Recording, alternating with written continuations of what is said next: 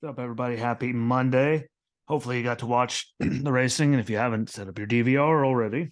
There was some good stuff from both ArenaCross and Monster Energy SuperCross making their debut in San Diego.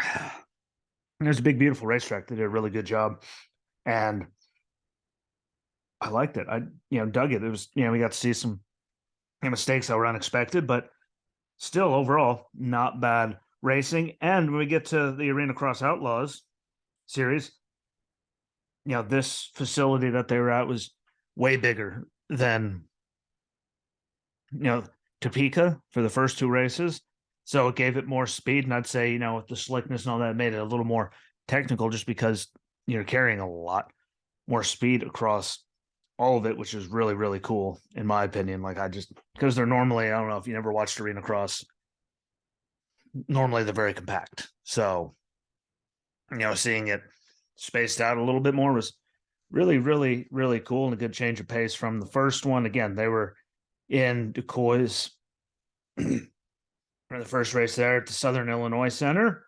with AMA Supercross being in San Diego at SnapDragon Stadium for their debut. Didn't realize that was the name of the stadium out there now, but they did a good job as well. We're going to start off with ArenaCross Quois 1, again at the Southern Illinois Center. Beautiful racetrack. Again, I keep mentioning it every week, but the step up that they've done in production quality is, spot on, amazing. So congratulations to them for that. It looked really good. It was, again, way bigger than the tracks they normally run on, which gave it more speed, more, technicality, just because there are a lot more straightaways and longer zones for them to get through. Again, I'm only saying that just because of the speed, because if you watch Topeka, if you go back, every time they start accelerating, they're pretty much stopping and making hairpin turns. So see it more spaced out. It was a good change of pace. Let us see what other things they could do, but the names remain the same throughout 250 Pro and the Open Pro at the heats. Hey, consistency kills everybody. Complacency kills, and consistency, will kill your opponents if you just keep doing it. Open, we have the 250 Pro Heat 1. By the way, everyone advanced, no less chance qualifiers in this event, so everyone made it in. We get to the first Pro Heat, 250 Pro Heat. Hicks won. Alessi was second, Gordon was third, and I might say Michael Hicks and Alessi were in their own zip code, and they were just checked out on absolutely everybody. But I give Alessi credit because at least he stayed there. 250 Pro Heat 2. Greenlee went down hard from second on lap 2. Really hard, but he did get back up and continue. Harmon ended up winning it. Harlan second, with Greenlee got all the way back up to third and was in his own zip code with the other two leaders, even with the early wreck. Which, again, more track, more space makes it, longer laps, more passing zones. So if you make a mistake, it doesn't kill your whole entire day. Open Pro Heat 1. Michael Alessi didn't start due to a mechanical issue of some sort. But we got to see Hicks finish first, Gordon second, and Connor Bees was third. Open Pro Heat 2. Harmon wrecked from third on lap 2. Again, not a good looking one, but he got back up, kept going. Harlan first, Greenlee second, Winner third. Get to the Cometic Gasket Junior Moto Challenge. Gage Lane got the win in first. I might add, it was even more exciting to see those little guys, on the more spaced out track, because they could actually get just a weensiest a bit of more speed on those little bikes, and to see them actually be able to go over some of those jumps was cool. We didn't get to see as much. It was just highlights, but again, track was way bigger. They're trying to fit it all in TV, but it was good to see those see the little dudes out there jumping over that. But again, Gage Lane first, Ryan Smith finished second, Sam St. John finished third, Ethan Sumner fourth, Gunnar Vaughn fifth, Grant McCann sixth, and Jason Morrison seventh. They did a head-to-head challenge between Harmon and Harlan, where Harmon came out first. And then we get to the main events, and not much difference here. Everything that everyone should expect. But 250 Pro main event, Michael Hicks was first, Grant Harlan second, Brent Greenlee third. So a good weekend for Greenlee, even with the wreck. Still rounded it out there, got a good finish in third on the podium, which is good points for him. And then the Open Pro main, Michael Hicks won again. Cheyenne Harmon was second this time. Then Brett Greenlee got another third. Again, even with the wreck, good points day. That's what you're looking for when you're really doing anything. He needed it. He's had not the biggest points days in the earlier one. So it was good to see that up there. And again, really good racing. I imagine when they're running all that stuff, again, if any of you listen to this and race or know anybody, get it to them. The fact that, they go from the little track that I really do think that it was more technical going over that, regardless of slickness or anything, just because the difference in amount of speed, because they didn't get those things fully wound in Topeka, just with how many 90-degree hairpins there were the second you started going, you were pretty much right back into a 90. So I enjoyed it a lot more. It was good to see it. Now, when they go back to the shorter tracks, I'm going to absolutely love it. Absolutely, just because tight, quarters, and you can't afford to make a mistake or let anyone go by you easily. So I think that puts different intensity into the race, just because of that, because you have to be just so on your game. But again, you get more technical with the big stuff just because, speed's involved and you still have to make 90s and stuff like that. So good racing regardless. If you guys haven't checked it out already, find your sports, find your motorsports, find whatever, auto racing, whatever they call it, through whatever provider you have, and find the stuff. It's under motorcycle racing. Just click it, it'll record everything. And I'm telling you, it's really good. And they get through it all in an hour or so. You get to see all the races from the heat races. You get to see the comedic highlights. You get to see the main events, all of it. And normally at the size of the tracks, you don't have to worry about commercials because, they're getting done with a race in just a couple minutes. So it's really good to check out. If you haven't, I highly recommend it. Would appreciate if anyone would, so would they. But the championship points coming out, the Redline Oil Championship points, as Michael Hicks first at 137. No surprise there. Cheyenne Harmon second at 118. And Grant Harlan rounds out, the top three at 111. And the only reason I mentioned Michael Lessie being fourth is because he's at 95 points. So he's 16 points behind third, let alone 42 behind Michael Hicks. Like Michael Hicks, Cheyenne Harmon, and Grant Harlan are, yes, that was Harmon and Harlan, are just running away with it right now. Consistency and all that doesn't mean that, all it takes is one bad mechanical day or something bad happening, and poof, that big lead can be gone. But Michael Hicks right now is definitely in position, 19-point lead over Cheyenne Harmon to get a four-peat, which is just unheard of in anything. So, if he could do it, shout out to him. If he could pull it off, we shall see if he could pull it off. But again, set your DVRs. Doesn't take much. Go through there. Auto racing, sports, motorsports, whatever they have it on. Everyone has different, but find the motorcycle racing or go to FS2 and look for it. Just record one and then watch it and see what you think, because I think it's really good racing. I think they deserve more credit than they get, just again because of the size of the tracks and how technical some of that stuff is. But a lot less chaos this weekend on the bigger track. And please set your DVRs. I don't get paid, by any of them to say it, but it's really good racing. I think you'd really, really enjoy it. But then we move on to the main event of the weekend against SnapDragon Stadium, SuperCross San Diego, their debut, which is always more exciting. And I really, really, really enjoyed the layout that they had for the track. Like, they did a good job. Again, if you have Peacock, if you didn't see the race, because, gate drop was at 10 p.m. Eastern. So it's a little late, but if you have Peacock, you can watch it. And it's like, they put together a really good, track layout for their first time there after having to cancel the second race in Oakland, which has been rescheduled, thankfully. But having to cancel because of all the rain there and flooding. It was a great, week back. And again, debuts at a place called SnapDragon Stadium. I don't even care, what's going on. Maybe I just like dragons. I don't know. Maybe it's the Marine Corps and the old commercials of slaying the dragon. I have no idea. I just like the name. But getting into it, sadly, Marvin Muscan was out due to a practice wreck earlier in the week. So hopefully, speedy recovery to him and everything's okay, especially after losing people in the first race all those weeks ago. I mean, it seems like all been 2 weeks ago in Anaheim to lose people due to injury. That's speedy recovery. Hopefully it isn't anything serious. But getting on to the 250 Heat 1. RJ Hampshire got the win. So good for him. He looked really good all night, minus a slip. So, good on him. And it's better to see him doing good. More competition is good. Lopes second, Rodriguez third, Thompson fourth, McAdoo fifth, Todd sixth, Walsh seventh, 38th, and Stapleton ninth. All events to the main event. And during the race, there was an incident, a red flag, and a single file restart, but nothing else after that. And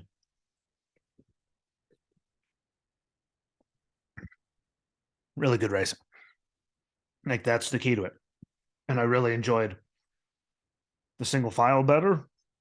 Because I believe last year there's a few where we went red flag where they just put everyone back in the gates. And I thought that was kind of a garbage thing to do. Like they got to start, they got it the first time. They got it, whatever. And I find it garbage that they had to go back into the gates ever and do a whole nother restart when they already did. Like they got the good start. I like the single file, fully behind it. So good job on that. 250 heat two, shocker. Jet Lawrence dominated. Shocked. I know. You ever listen to me say anything? What did I say? Jet Lawrence is going to go out there and kill it. And so far he has. But Jet first, Brown second, Kitchen third, Oldenburg up there in fourth, Robertson fifth, Nicoletti sixth, Wageman seventh, Schwartz eighth, and Kelly ninth, all advanced to their respective main events. And told you I didn't see anyone even getting close to Jet Lawrence. And so far, 2 race weekends down, 2 race weekends where he proved my point because he's just out there killing it. So congratulations to him just to move on over. I mean, same bike, you have at different tracks, different competition. He's same exact jet. And I don't think it's going to stop anytime soon. That kid's super talented, so keep an eye out for him. But 450 heat one, Eli Tomac got the win, so good to see.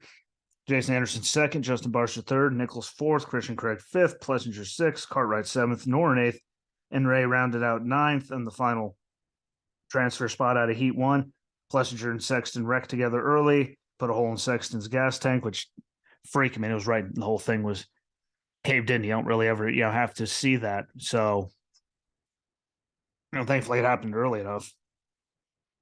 I mean, I hate to see it, say it that way to see him not make it, but at least it happened early enough in the heat race that they gave him the extra few minutes to get everything, a new one put on there and all that. Because that was just really, how often do you see that? That was really, really, really weird. And Barsha wrecked from second place on the last lap after making contact with Jason Anderson, and Jason Anderson was the one that instigated that contact. So again, he's not doing himself any favors, just like he did last year. And believe it or not, people remember these things. And look at all the stuff he had with Malcolm last year. And sooner or later, Malcolm said he had enough, and then he went and got him back after he got him for a third straight race. And look how far back, he ended up being in the points. Once all that was done, he was right up there the whole time on podiums. That's stupid. It adds up. So hopefully he remembers that. 450 heat two. Malcolm Stewart got the win, after a hell of a race. Ken Roxon second, Shankarullo third, Ferrandis fourth, Wed fifth, Savage sixth, Hill seventh, Wilson eighth, and Chisholm ninth. And again, great run by Malcolm Stewart to the finish. His fifth heat race win, but he went like just a few minutes left. He was back there third, fourth, fifth, I believe. And then you look up on the last lap, he charged him all the way down, got the win. It was a hell of a race. So congratulations to him, because it might just be a heat win, but consistently win heats, it does help you, I think, in the main event, just for, confidence and all that. And confidence really does go a long way. I mean, you lose your confidence, believe it or not, it actually can be really detrimental in anything in life, especially racing and sports. So good race in there. 250 LCQ. The 34 took himself out hard from third and took out an official on the side of the track as well. Hopefully the official's okay. I mean, I know he took him down. They didn't show him again after that, but Yoder got the win, and 250 LCQ for Reese second, Harrison third, Woodcock fourth, all advanced to the main event. The 450 LCQ, Chase Sexton came out and killed it in that one with the new gas tank, got first. Congratulations. I mean, he proved how good he was. Short second, McElrath third, and Starling fourth to advance to the main event, which had great racing. Again, I'm going to show if you haven't seen track maps, I will share them when I put this up on the Facebook page. And I'll put one of them up over on Twitter. I'm only allowed to have 4 pictures, which is still ridiculous. Or Instagram at Jesse Rosinski. Find it all there, but Facebook will definitely have them all for the Jesse Rosinski, plethora of shows, whether it's racing or not, but it'll be on the Racing with Jesse Rosinski page so you could see it. And again, if you have Peacock, find it, watch it.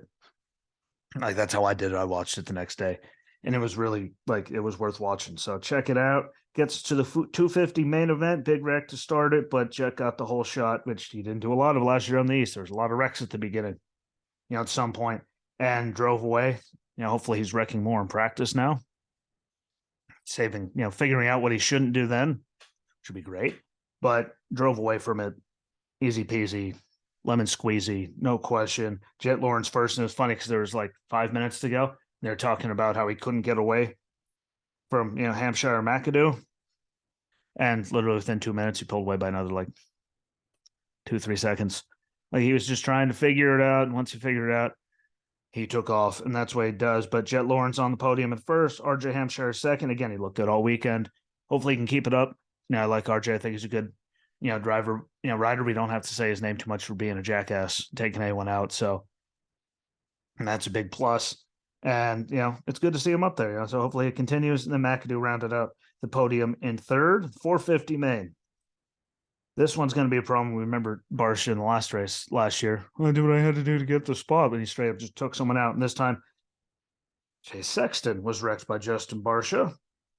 So we got to see how that continues. There's his name. Not good to keep seeing. Anderson wrecks Barsha, Barsha wrecks Sexton. Like, all the same cast of characters. Hopefully they all move on from it and act like adults. Malcolm Stewart wrecked himself twice. I mean, I personally, I would have stopped after the second one because he was like 45 seconds back. What's the point of chancing going down again and possibly hurting yourself? That was my standpoint. It wasn't because you're doing bad, but once you wreck twice and you're that far gone, I would have stopped. I mean, I know he has sponsors, but you're back in like 17th, 18th, 40 some seconds back. I really don't think they care at that point.